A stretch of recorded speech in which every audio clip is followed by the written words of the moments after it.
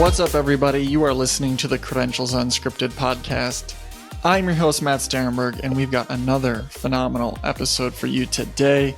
We're talking with Dr. Van Davis. He is the Executive Director at WCET and the Vice President of Digital Learning at WICHE. And we're talking about short-term Pell and credential policy broadly in the landscape. So we've got some very new news. By the time this episode comes out, it'll be a little bit less fresh, but there was legislation regarding short-term Pell and the funding of federal funding for learners pursuing short-term programs. The thought was that it was going to had bipartisan support. It was going to go through, and Van is going to update us on all of that. So if you want to get the details, this is a phenomenal episode for you. I guarantee you, you're going to feel smarter having left this episode. Really great conversation. And without further ado, let's get to our conversation with Dr. Van Davis. Here we go. All right, Dr. Van Davis, welcome to the podcast. Thank you so much, Matt. Happy to be here this morning. I wanted to bring you on because there's a lot of conversation, rightly so, about short-term Pell. And there's potentially, a bill going through. And a lot of people are interested in this conversation of how it impacts states and institutions and ultimately learners. So this is a tall task, but you're heavily invested in the policy side. Can you set the table for us? Give us some historical context. What are the conversations around short-term Pell and where are we at today? Sure. So we've been talking about short-term Pell for a long time. Right now, Pell eligible programs are 15 weeks in length and are at accredited institutions. We've been talking about making shorter term programs, 8 to 15 week long programs, eligible for Pell for a number of years now. We've not gotten anywhere with that. And I have to say, in some regards, I'm a little surprised because this is actually one of the rare issues where we have bipartisan support in Congress for this idea right now. There aren't many things in this political environment where there is bipartisan support. But there is actually bipartisan support for short-term Pell. And I can talk a little bit about who supports that later if we want to get into the weeds there. But we had a bill last year, didn't go anywhere despite the fact that there were both Republican and Democratic signatories on that bill. And so this year for the budget, the infamous Big Beautiful Bill, short-term Pell got written into it on the House side and on the Senate side. So we had this moment where it looked like we might actually see movement on this issue. And what it looked like was sort of important. It would have created Pell-eligible programs that were 18 to 15 weeks in length. They would not have to come from an accredited institution, which that's a really important point. They would have to be in existence for at least a year before they would be eligible for their students to receive Pell funds. The programs would have to show that they had a 70% completion rate and a 70% placement rate. And then they'd also have to show that the tuition and fees, and I'm going to read this because it's weirdly stated in the bill language.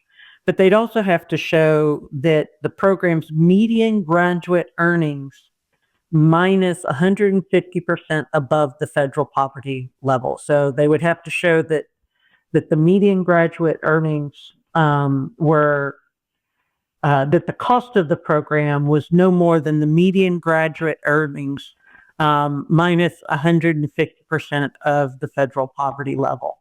So it looked like, and you'll notice I'm talking in the past tense, it looked like we were going to see short-term Pell until yesterday morning. So that would have been Thursday. And we're recording this, Thursday, June 26th is that day, Thursday, June 26th. And until yesterday morning, I think pretty much all of us thought that we would see short-term Pell. And then the Senate parliamentarian did something that was somewhat unexpected. She stripped short-term Pell out of the reconciliation bill. And this probably requires a little bit of an explanation of why on earth the Senate parliamentarian would be involved in this discussion. So in the Senate, if you use reconciliation to pass a budget bill, which is what the Republicans are using, and it's what the Democrats used before the Republicans took control of the Senate during the Biden administration, you only have to have a simple majority. You can pass it with 51 votes. Normally, it takes 60 votes to pass something in the Senate to get it past the filibuster. But reconciliation takes the filibuster off the table. But there's one huge caveat, and that is the Byrd Rule. And the Byrd Rule basically says that the Senate parliamentarian gets to decide if something is relevant to the budget process. And that means in this case, yesterday morning, when the Senate parliamentarian finally got around to the education portion of the reconciliation bill, she ruled effectively that short-term Pell is irrelevant. And therefore, it cannot be included in the reconciliation bill. Irrelevant to the budget? Irrelevant to the budget. It is something that is what we think that she probably ruled was that this was extraneous to the basic elements of the budget, and that it was not necessary for the passage of the budget, but was instead a policy issue and not a budgetary issue.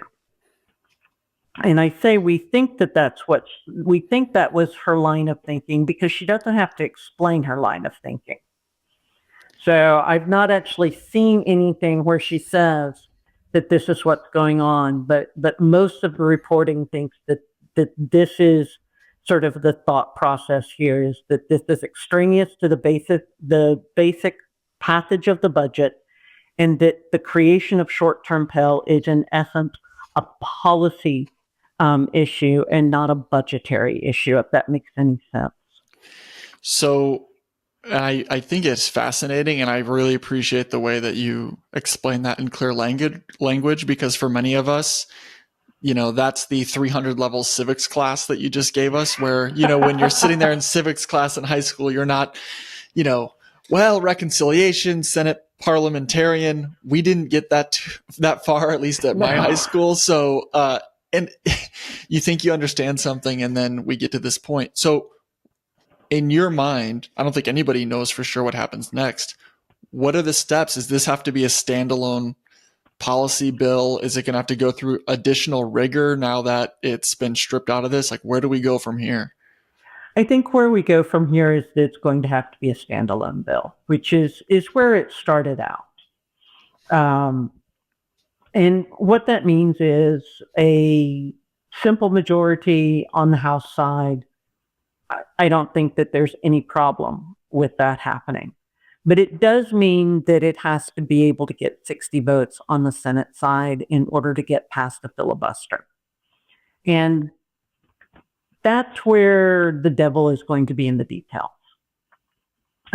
If I had to guess, the thing that trips Democrats up and had them even asking the parliamentarian to look at this would probably be that unaccredited programs piece. Because that's a significant departure from all of the previous discussions of short-term Pell. And I do want to read just a quick to your point, because I think it's important to highlight the proponents and those that think this doesn't have enough teeth to it, or they're worried about the fly-by-night unaccredited programs. And you highlighted there's that year waiting period. They've got to do some reporting, but there are concerns from some people that they could game the reporting or whatever else. But this is from Inside Higher Ed, obviously written more than a day ago. But if it passes, Workforce Pell would give federal financial aid to likely hundreds of thousands more students a year and provide aid to many community college students in particular who don't currently qualify. It would also incentivize an explosion of interest in the burgeoning credential sector, with few guardrails against for-profit and unaccredited providers. That could mean a flood of unvetted programs receiving federal funds to enroll vulnerable students. So essentially, the proponents are saying, hey, we need better pathways to better careers. This helps bring in a new group of people and will help fund it. And the other group is saying, listen, we've had the battle against for-profit providers in higher ed. It feels like we kind of finally got to the other side, and this is opening up a whole other challenge where people are not getting the return on their investment, and they're potentially saddled with debt without changing the economic mobility for their future. Yeah, it's part of it's part of a bigger conversation in higher education around consumer protection and accountability. If the federal government is going to basically subsidize programs through aid to students, then does it have a compelling interest in making sure that those funds are being used in a way that are going to benefit the greatest number of students and protect them as consumers? And that's both a state issue and a federal issue. I have to admit, when the House passed its version of the budget with short-term Pell in it, I was a little surprised to see that they removed accreditation. I say I was a little surprised. When I stopped and thought about it a moment longer, it didn't surprise me too much given the executive order earlier this year about accreditation. Certainly, this administration is not a fan of the way that accreditation has historically functioned, and they believe that it limits innovation. And so, in some ways, it was a surprise that the House and the Senate budgets removed accreditation as a gatekeeper or as a guardrail. In another way, not a surprise given the way that this administration thinks about accreditation and sees it as something that limits innovation and something that creates obstacles rather than something that creates guardrails and protections. So, kind of a basic question, but who's lobbying for this? Who's really advocating for this? Which I always think is important just to understand who thinks this has value to learners, value to them. Is it higher ed? Is it employment? Is it labor? Who's really pushing this? It's a combination. Like I said, this has bipartisan support. So, first of all, one of the advocates for short-term Pell is Secretary of Education Linda McMahon. And she comes out of a conservative think tank environment. So I think that we have some of the conservative think tanks that are in favor. Certainly, we saw that the American Association of Community Colleges came out in favor of short-term Pell. We have legislators on both sides of the aisle. So the short-term Pell bill that was proposed in the last congressional session had, for example, its co-sponsors were, and this would be the Bipartisan Workforce Pell Act, Elise Stefanik, who's a Republican from New York, Bobby Scott, who's a Democrat from Virginia, Virginia Foxx, who's a Republican from North Carolina, and the previous chair of the House Higher Education, Labor and Pension, or Higher Education Committee. And then Mark DeSaulnier, who's a Democrat from California. The fact that there was a piece of legislation that had those four people agree with it enough to be willing to to co-sign it and propose it together is kind of nothing short of miraculous.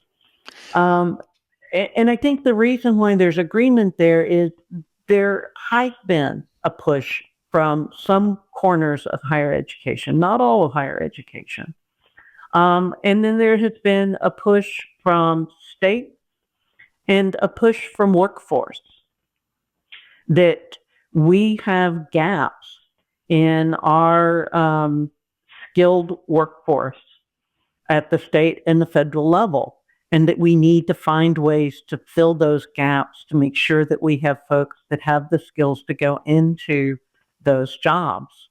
And that sometimes that doesn't require an entire degree in order to do that. Particularly with the dynamic nature of the workforce now and the need to be constantly reskilling. We're long past the days where you go to school, you get a degree, and you stay in the same field for 30 years. Even if you stay in the same field, the skills that you need aren't going to be stationary. You'll stagnate if you don't go back and find some way to reskill. And so I think that labor also sees this as a necessary piece in order to be able to reskill to get those jobs. Well, I think you could argue over whether this is the solution, but it's clear the challenge. And I think that's why you have bipartisan support. We have middle skill jobs that need to be filled. And I think we're seeing that shift of we have a lot of people that are going to college because they don't have another alternative. And what ends up happening is they drop out after 2 or 3 years, they're saddled with debt, or they're underemployed, which is probably the more real issue where, I went to college and I'm just not sure I studied the right thing. It's a big investment. I'm not in the job that I want or I expected to have. And it's giving students another path, which is an interesting shift. And you've been close to this due to all your work, but Lumina years and years ago was 60 by 30 and it was all about the degree. And it's interesting to see the shift. And I think because we've seen the data that these middle skill jobs are critical for a healthy economy. And it's a critical path because of the investment that higher ed is today. I think that it's really telling. You bring up Lumina. I think it's really telling that Lumina has changed its focus from a degree to a credential of value. And that's where I think we see the conversation really going, and where we see the policy conversations going is away from assuming that the degree is the credential that is going to get you to the job. But that instead there are a number of pathways to that job, and that what we're really looking at now is the credential of value. Not just any credential, but one that's going to get its recipient into a job that's going to provide them with a livable wage and a pathway to improving their lives and the lives of their family members. And a lot of people are trying to tackle what is a credential of value?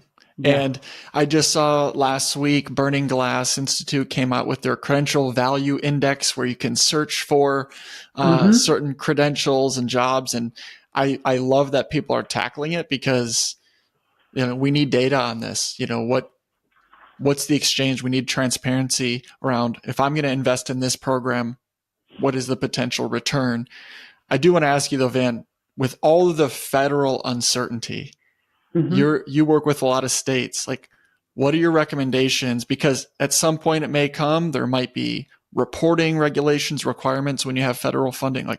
If you were talking to a state policymaker or someone at a state system, what would your advice be, given that we still don't know what's happening at the federal level? So if I was talking to a state policymaker, I think one of my first pieces of advice would be make sure that you have strong data systems in place. Make sure you have a way to see what the relationship is between a credential and wages. And that means integrating educational data systems with labor data systems. Some states have done that. A growing number of states have done that. Not every state has done that. The feds can't do that. It is actually illegal for that to happen on the federal level. And that is thanks to Representative Virginia Foxx, who has very strong opinions about not integrating data systems. I think we're starting to see a movement at the federal level. And again, it's one of those things where we're starting to see some bipartisan support for integrating educational and labor data systems. But that hasn't happened at the federal level. So if I was talking to a state policymaker, I would say invest in your data systems and invest in integrating education and labor data systems so that you can understand and determine what a credential of value actually is. And whether or not these credential holders are getting value out of that in terms of being able to get a middle-skill job that has a livable wage that is going to improve their lives. That's the first thing. The second thing that I would tell them is to think about and to talk to the workforce in their states and figure out where the puck is going. What are going to be, and we're in an incredibly dynamic time because of AI right now, even more than, I think labor is even more dynamic than normal because of AI, because we don't know what AI is going to do to jobs. We don't know what it's going to do in terms of opening up new career pathways in jobs, or what it's going to do in terms of people who are currently employed needing to go back and get reskilled because either jobs are going to go away or the nature of their job is going to radically shift. So I would tell that policymaker, make sure you're having close conversations and you're incentivizing education and labor and workforce to have those close conversations about where things are going. And then I think I would tell them that don't wait for the feds. Think about what your investment in your state needs to look like. And if you believe that if you believe that your state needs to be producing a larger number of credentials of value, then think about ways to incentivize that in your state, whether that means providing students with scholarship money, or whether that means directly incentivizing institutions to develop those programs. But don't wait around for the feds to figure this out. Go ahead and do that. Do it right now. And we see a number of states that are taking that path, that they're not waiting for the federal government to provide short-term Pell, but instead they're creating scholarship programs. They're creating performance-based incentive funding programs for institutions to develop these sorts of credential of value, including short-term Pell programs or short-term workforce programs. I love that advice because states are also the little laboratories of democracy, right? So there could be a state that says, here's actually the model that we've put forth. Here's how we're measuring it. And it could be guidance at the federal level as well. And I know a lot of states are thinking about just the reporting aspect. I was talking to Rita Peaster. She's the registrar at Oklahoma State University last year. And she was just thinking about, okay, like these non-degree credentials, like how are we thinking about reporting on them? I know our state's thinking about this. They might be asking us for it.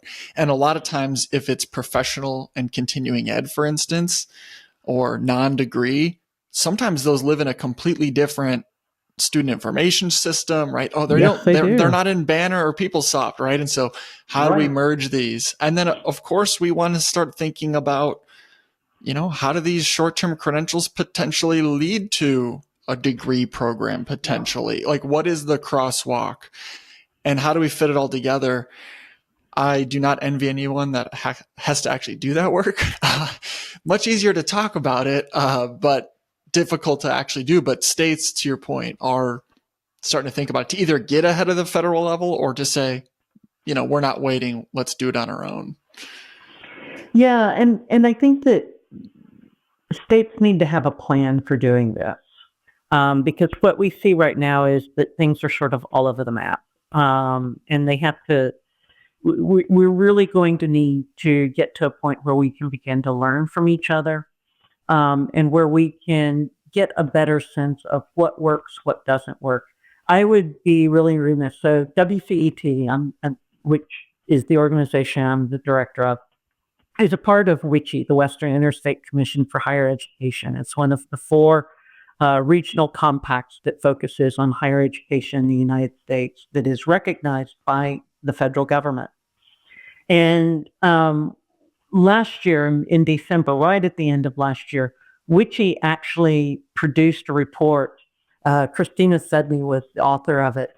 That's really worth taking a look at if you want to understand where states are going with short-term credentials. It's called State Approaches to Short-Term Post-Secondary Credentials, Challenges, Opportunities, and Policy Gaps. And it's a really good snapshot of what states are doing right now in this area, both in terms of incentivizing and also in terms of making sure that there's consumer protection around these short-term credentials and that students aren't getting taken advantage of, that the state's not getting taken advantage of, and that what ends up being produced is something of quality that is going to be a credential of value and help both the workforce as well as the learner. So I wanted to make sure I plugged that because it's a really great resource for understanding what the state environment looks like right now. And we'll make sure to link to that in the episode description as well so that people can access that. If there's, in fact, a link, we'll make sure to link to it. And you're doing phenomenal policy work. We've collaborated and worked with WICHE for many years and the other state compacts or the regional compacts, but I wasn't fully aware of all the advocacy and policy you do. So if someone's listening to this and they're just like, all right, I want to make sure I'm getting updates in the future, how can they make sure they're getting information from your organizations? Sure. So one of the best ways for WCET is our blogs. We do a blog series called Frontiers. We take different themes every month. We really focus on the intersection of policy and practice and advocacy around high quality digital learning for all learners, regardless of whether they are in a short-term credential or whether they're in a traditional degree program. And so a lot of our thought leadership ends up being published on Frontiers. Excuse me. We're actually going to be focusing on the Learn and Work ecosystem in July, and then later this year, we've just entered a partnership with the Learn and Work ecosystem library. And so we'll be doing some work with Holly Vandal and the Learn and Work ecosystem library later this year as well. We'll do a webinar with them. We'll have them do a series of blog posts for us that talk about their resources and how those resources can help particularly institutions, but learners as well, begin to navigate this space. And in fact, I was working on July's introductory blog right before I jumped on this podcast with you that serves as an introduction to this theme for July. I'm really glad you plugged all those things. The Learn and Work ecosystem is a very valuable resource, and everyone's described credentialing as the Wild West, and they're trying to make it a little less wild by giving people resources. It's changing constantly. Van, is there anything that you want to bring up that I didn't highlight, or anything that we should touch on before we wrap up today's conversation? Well, I think it's worth talking about. I wanted to go back to short-term Pell for a minute, because I think it's worth talking about what are the potential implications should we get short-term Pell passed. And there are, I think, definitely some positive implications, and there are some troubling implications. On the troubling side is the fact that Pell is looking at a deficit now that it is going to run in the billions. And there is concern that if we open up Pell eligibility to short-term programs, that's going to take away money from traditional degree programs, particularly if Congress doesn't invest in fully funding Pell. And so there is that implication out there. Should we So get the short-term concern Pell? could also be that it's a way to defund traditional degree programs. If you're looking at it from a very maybe cynical point of view, you know, it's what we're not investing in more so than what we're investing in, or it's just a natural unintended consequence is maybe Yes, I yeah. think an unintended consequence. The opposite side of the coin, though, is that short-term programs, and especially if we get Pell funding for them, could very well become an economic engine for institutions. You know, we are at our 2025 is the peak graduation year for high school graduates. After this, the number of high school graduates just goes down more and more and more and more every year for the next 15, 20 years. And that means that traditional age student population that so many of our institutions have relied on for tuition, it's not going to be there anymore. We're going to have to, in higher education, if we're going to remain economically viable, we're going to have to reach out to post-traditional learners. We're going to have to reach out to the folks that either already have a degree and need to reskill, or the folks that aren't interested in a degree and want a different pathway.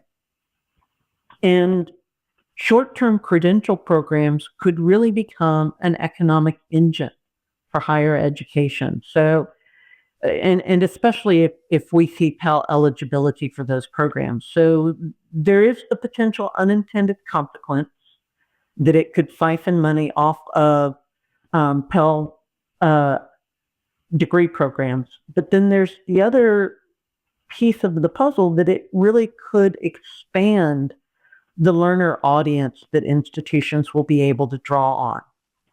So I wanted to make sure that we got out there what the implications of these short-term credentials could be, and there's a little bit of a push-pull here with short-term credentials, I think, at institutions of higher education that's worth thinking about.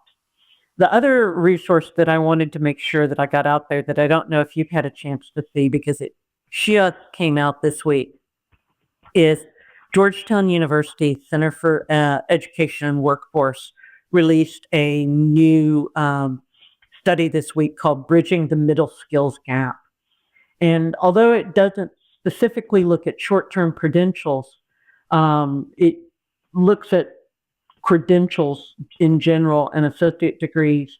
And the piece of data that I want to pull out here and highlight is their estimate of what sort of a shortfall we're looking at. They're looking at high-paying middle-skill jobs, and they're estimating that we're going to be looking at 712,000 credentials per year that will be short in the U.S. So that's a shortage of almost 750,000 of credentials annually. And what that tells me is we've got to think about how we do this better. There is too much at risk in terms of our federal and state economic engines with workforce, but there's also too much at risk in terms of making sure that we have Americans who can fill that, but just as importantly, Americans that have a pathway to a high-paying job that's going to change their lives and change the lives of their family members. And the old ways aren't going to do it. Yeah, and it's literally building a bridge between It is. the people that are looking for opportunity and the opportunities that are available. And It is. if you're talking to the average person, they're like 712,000 jobs. Where? How can I get there?